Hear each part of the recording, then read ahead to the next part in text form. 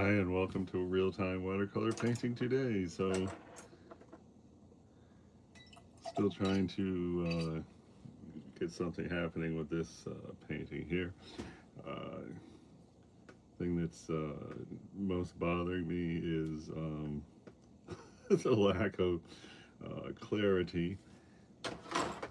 And I have decided I'm just going to try to depict all these leaves in here and just get a more cohesive thing of leaves. And I think I'm going to start with like this leaf and call it this leaf. The flowers are coming along nicely, I like that, but anyway, trying to get different planes. You see in the leaf there's a light, a medium, another medium. This one is like a medium, but it is darker than the lightest, lighter than the darkest. So just trying to get depict those various, and like here we need a here, but I want this color to be the same as this color. So um, down here this could be almost the same color. I'm going to just try right here, just a little thing here. By having this color here and here, even though this is closer to the viewer than that, is a dumb idea, because this should somehow say, hi, I'm closer than that. So that's why I try to avoid the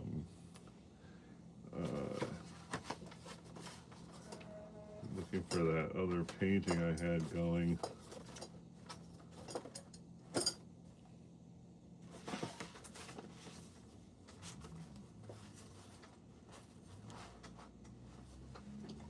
Oh, so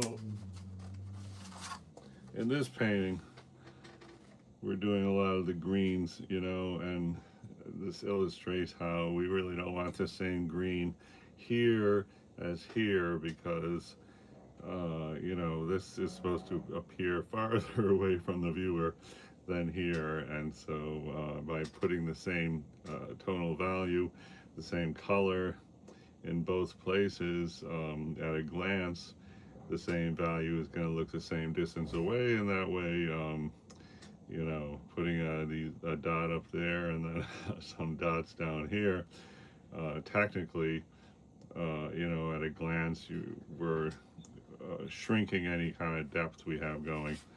So that is why, and this was just like an ongoing thing that we had here. I like a faint green over there because that's supposed to be super far away. Oh, that looks really great. Wow, nice. Anyway, back to this one. Let's see if we can keep going on various tones of green. Here I'm just going to try to get, here's a gray, make a green gray. And just try to get, a combination of colors. I'm sure whatever the color this is, we're going to find a good spot for it. And I'm going to say is like right here. So let's see if we can go in there. So that's nice, it's a different tone than that one. And so, having 4 or 5 different tones will at least look like the leaf, some parts of the leaf are closer than others. And I guess we could just try a little bit right here, because these are kind of the same distance away. And while we're at it, this lacks definition. There's no actual leaf. I mean, it could be the same leaf, I don't know as far as the reference goes, but I'm going to just try to, let's just try to go right here.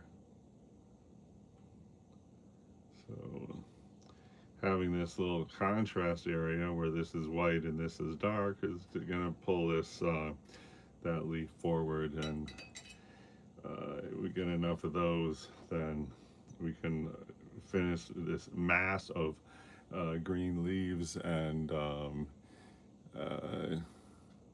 hey, Jamie, thanks for the greeting.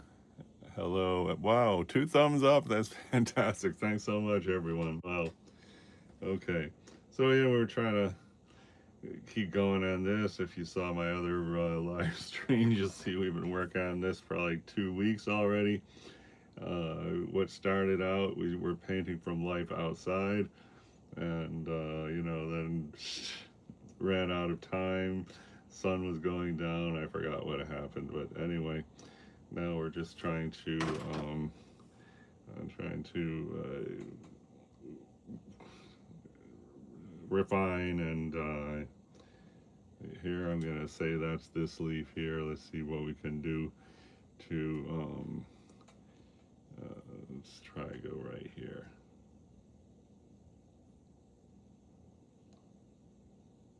That's good. So again, we've created contrast, and so technically that should bring this area, say, more forward than this area, and that's good since this is kind of closer than anything back here, which is our fictional background.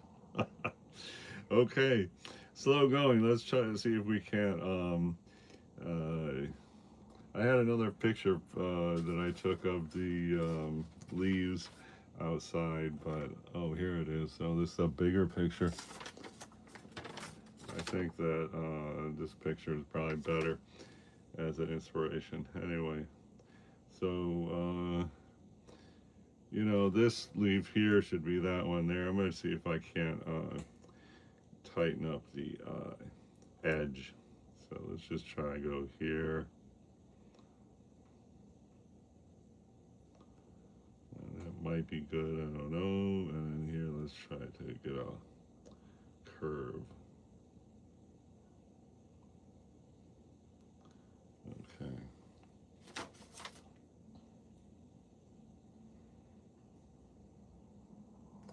I don't know who is my ideal audience here because I've been looking at some other tutorials because I'm trying to change my approach to well, one is to paint from photographs better, which I was always anti paint from photograph for many years, and then I decided, well, I better get with the program and start increasing my capability of paint from photograph, because I read that the famous watercolor artist named Turner, who was in the, I don't know, the 40s and 50s maybe, had used a combination of paint from life and paint from photos. This looks okay, but it's a little weird, and what we're trying to do is refine these leaves, from from where we started to here. I'm gonna go see if we can get a fruity green and try to hit this leaf right here. So the you see that the green has a lot more yellow in it. I forgot what this color is called, but it definitely translates to a very fruity green. And let's see. So I don't want to. It's a bit forward, but I'm mixing it with this other green here. So we have the punch of the fruity green without the weird fruity look. So let's see if we can't come here and okay. I've been looking a lot at opposite tone underpainting, and I'm anxious to give that a try. Here, I'm just smear that around water. That looks fantastic. If only the whole painting could be looking like that. Okay, anyway, now I want to get, I'm going to put the bit of Hansa yellow right here. We're going to make this, say, hey, we're the exception to the rule. And that looks okay, but I got a puddle there, so I'm going to lift up some of that excess. Okay, so now we have a good stain of this green color there. This is a puddle. I'm just going to let that one dry. And then here we got kind of a golden color. Let's see if we can't get the golden color using this paint, which is almost gone. called Aussie Red Gold. I gotta re-up on that. Used to be one of my favorite colors. Let's see right there. Okay. All right, take out some of that excess, and let's see. We can't come in here with that. All right, it's looking sharp. It's too bad it's so close to the bottom corner, because that would make a nice focal point. Now we got this yellowing in this area and this area, so I'm gonna say we're right here. Let's see if we can't come right here. I guess that was what was gonna be this area, and then down here, do we want to even make up a leaf and say it's down there? I don't know. I think this is that leaf, so just come here, and that looks really great. So, wow. This leaf here, if that's it, then it's coming forward, and another way we're going to be able to say this is coming forward, I think we're going to put some darks right down here, just to make that leaf look like it's closer than any of these other leaves. All right, so we got this gold, and another place for that gold might be right here, although it should be more muted, and I think we're just going to try it right here.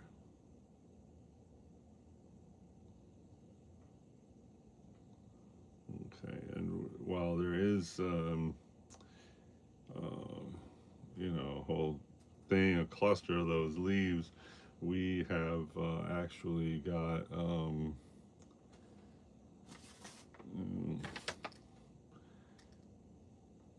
you know, I would say, like, if this leaf here is that, then, you know, the cluster is not where we really want it, but I like that little thing. And one thing is, I've been watching some watercolor videos, is really the art of leaving things out. That is, here's another little thing like that, the gold. Let's see if we can't get something like that over here. And where would we want that? How about right here? And I like that. It makes a graphic shaped arrow that points in. And, you know, we can't have enough arrows pointing in, you know. With arrows pointing out, that's not so good. You know, imagine if there's like an arrow right here. Let's see. Let's say we had an arrow like that and it was right there. It would, you know, the eye follows an arrow. And so if we had an arrow right there, it'd be like, the eye would be like, Drew, what's that? Ooh. And drifting on the thing. So anyway, that's why I like this arrow pacing in. Okay, what else? Let's keep going here. It's time to really buckle down and make some progress, I think. So let's see what's up here.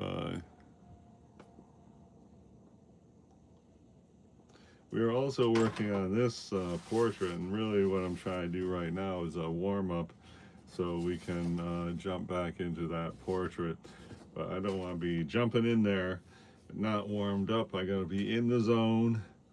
And let's see what else. Let's see if we can come up here, and you know, it's like a leaf thing up there. Oh, that's cool. And these little white lines I got going on in there, I think are going to be really helping us down the road. So, you know, it's going to help us with definition and hopefully depth. And what we got here is, this might be like that. I'm going to just try to go here, see what happens. Alright, that's nice. And how about down here? We want to get a more curved edge of this leaf here. Yeah, that looks great. Alright, things are looking good in a lot of ways here. I want to keep going on these flower petals, but you know, it's going to be like the ultimate of put this painting, have this painting all come together. So I'm going to get a brown for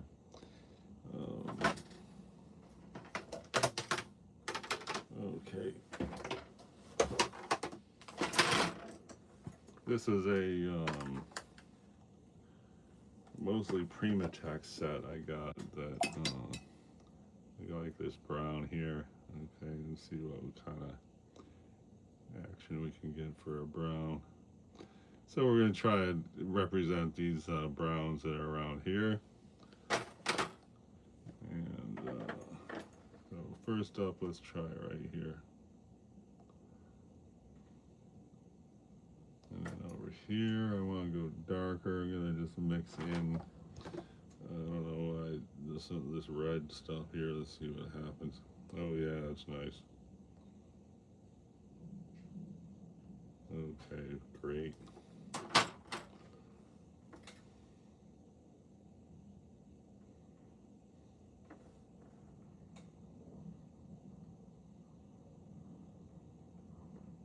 And that's quite a big puddle I got there, but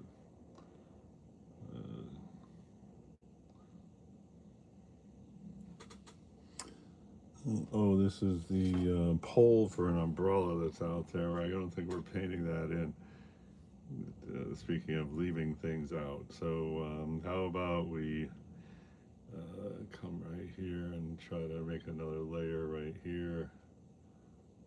That looks great. Okay. And this, I don't know if that's like Payne's gray there, but I don't like it anymore. I'm going to try to sort of soften it up with this brown. And here, I don't know if we really want to paint that stem that's right there. It's a weird looking stem.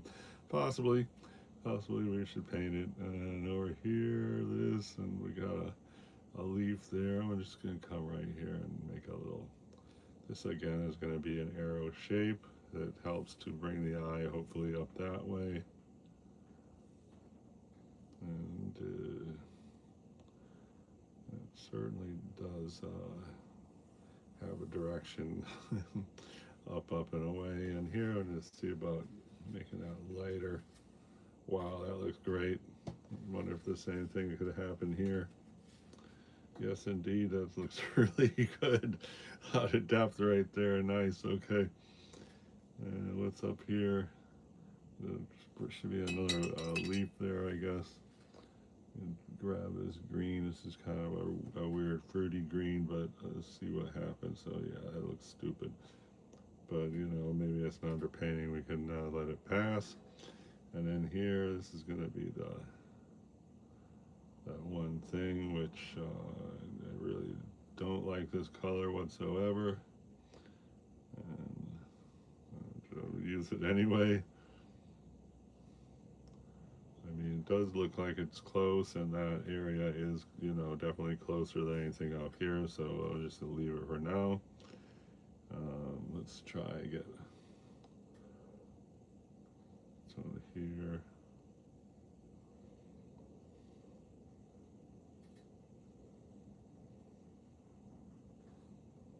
Okay, good, and this I want to make this whole thing lighter. Just gonna blot it up. Looks better. Same thing right here. I don't know if that's gonna really go anywhere, but just rubbing this with the it's not really gonna go anywhere, but at least we could make it a little bit more subtle. Okay, getting better. All right, because this, we want this very subtle. It's same way right here. This is an area close to the edge, and while yes, it is a close leaf, it really, we need to keep the attention and focus to this center area. All right, so I think I'm getting warmed up here anyway, so that's the objective.